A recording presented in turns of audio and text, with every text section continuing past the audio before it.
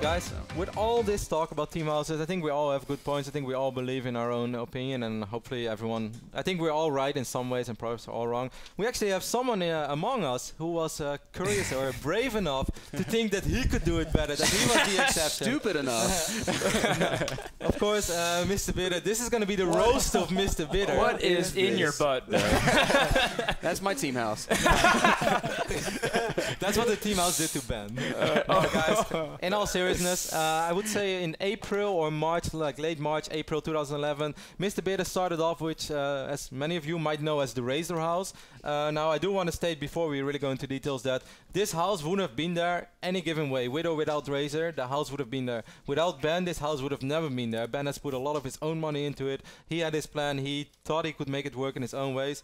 We had quite some players in our house. If you guys were not really sure who was all there, we had BCQT from Serbia, Defax, who recently had some success in the CSL from Denmark. We had JMac from Canada, who took an interesting turn in events in the house.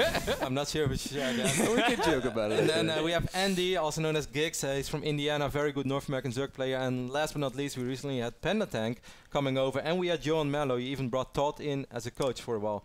Ben, 9-10 months, or almost a year right now into the project. How do you feel about it? It's been an interesting project. I guess I'll address you guys here since we're all talking amongst ourselves. You know, I started, you were there when this whole thing was first imagined, right? I was about to get involved, guys. Well, you know, Ben was a very good friend for doing this alone. Saved me a lot of money. I always wanted to kind of give back a little bit, and I said that I wanted to sponsor an individual player. Razor caught wind of it, and they said, hey, maybe we can get involved, and it can be bigger than that. And then we said, sure. We started the house. We had some grand aspirations. We had some successes, and I will argue that to the day I die. But we also had I made some mistakes. I made a lot of mistakes financially. It's been very expensive. It's a big burden, and it's been a big learning experience. It's tough to run one of these houses. So where do you think it sort of went wrong, where things weren't go as you perhaps thought it would go? And did you perhaps just underestimate the amount of work that it would take to run a team house? Certainly, the work was something that you don't. You always say, yeah, I can do this amount of work, but running the house is a full-time job, guys. Make no mistake about it. It is absolutely a full-time job, and to do that and then to have a full-time job on the side is on the side. Ha. Yeah, I do NASL on the side. It's not possible. So that's one thing. The biggest mistake I made, though, is when I started the house, I negotiated certain arrangements to help finance the house, and I factored the budget from that into my expenses as if it was a done deal before it was a done deal. And that's something that you never want to do. For instance, we were going to be casting the CSL, or not the CSL, the KSL, the Korean Star League. And that's something that we were going to do out of the house. It was going to be awesome. It was going to create like $1,600 a month, which eliminates all the expenses of having the guys there. But that whole project kind of fell flat, you know. And so when that happened, that meant I had to take on the brunt of that financial burden. So what's the current state of the Razor House? What are your plans and what are your ambitions with it? And also, like, if you just look back at it and if you could have just do it all over from the start, what would you do wrong?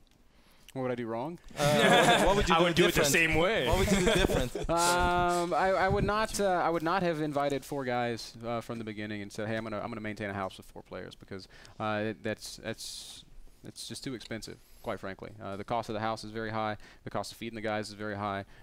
Power is high. Water is high. It's just it all really adds up. Like you guys don't realize the amount of expense that goes into it.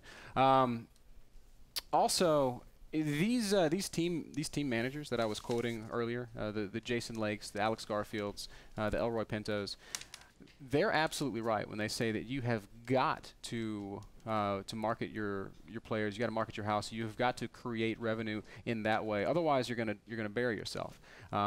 We have marketing arrangements and deals set up with Razor, but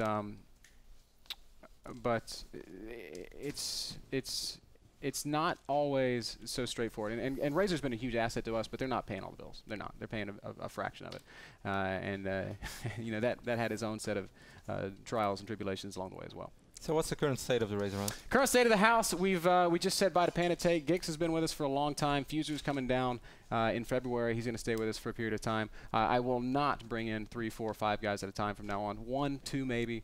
I will continue sponsoring at least a player for as long as I'm here. All right. Thank you very much, Ben. Those are great guys too. Gix and Panda Take, got to know them. And I mean, as you said, perhaps the scene didn't really see all that much about the guys and might have actually thought it was a total disaster. I do think I've seen it with my own eyes. I've seen guys get better. We've had some great successes. Beastie qualified for the NASL. Defects, his team, his CSL team, just won the European Championship. On the front of the Danish newspaper. You now have a Grandmaster Photon Canner. From I actually think that's one of the coolest Kitty's things. a mean ladder warrior. I think that's one of the coolest things that Ben did. Ben could have tried to bring over 3 or 4 super well-known pro gamers, but you gave a chance to a guy like Defex, a guy that I never heard of in the European scene. And back then I was still very active, so I was like, I don't know, Ben. This seems like a big waste of money to me. But actually, it's awesome how Defex developed himself, and now actually having the success with CSL. I really think that's a great story. I would never say that the house has been a failure, because I consider it a huge success in terms of giving opportunity to players and creating some player success. Just when it comes down to the budgetary things, it's been expensive. You know, so we're just the simple answer to all of it is we're scaling back a little bit. Foreign team houses are expensive, man. Yeah, they are, certainly in California. Yeah. So Sir Scoots asks the question, what if he told us that the EG house costs Evil Geniuses less than some of the commentary team here cost the North American Star League? Scoots, that's a great point. I think we can all agree that Alex has done a fantastic job with the EG house. But I don't think that we've said one bad word about the EG house. No, I don't think so. Now let's go through all the other houses. They are the outlier. We have literally said that EG house is working, but that doesn't mean just because EG made their house work, it doesn't mean it's the right investment for all the other teams out there, because they simply do not have the lineup that EG has. There is a very important question, though.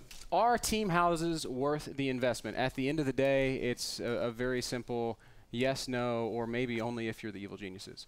I'm still on the fence. After all the discussion, after all my experiences, I acknowledge that they can work, but I'm not sure exactly how I feel. Josh, what do you think? My Yes or final no? End of the answer day. is yes. They can work. I'd say no in a foreign country. Yes, it can work in Korea. Yes, but they need to be remanaged. Yes and yes. Dan says and yes. Irrevocably yes. Guys, we want to know what you have to say about it. Lauren Elise is going to tell you all about the voting. Roddy's beast is really coming out. Has anybody else noticed that? Not only are you physically enhancing, but you are also emotionally extravagant. Is that a compliment? Feel that art? The ladies love emotional extravagance. Lauren is going to invite It's okay, Roddy. I'll get you a massage later. It's on me. No big deal. I'll also buy you some classical CDs and massage your earlobes. All right, guys, it is time to vote. Are team houses worth the investment? Yes, no, or only if you're EG? You can vote right now during this commercial break. Thank you very much, Ben. Thank you very much, Lauren Elise. We're going to take a short break, guys. When we get back, we're going to reveal the results of the voting. We're also going to talk about some of the happenings around the esports scene that's not directly the StarCraft scene. So don't go anywhere. You're not going to want to miss it.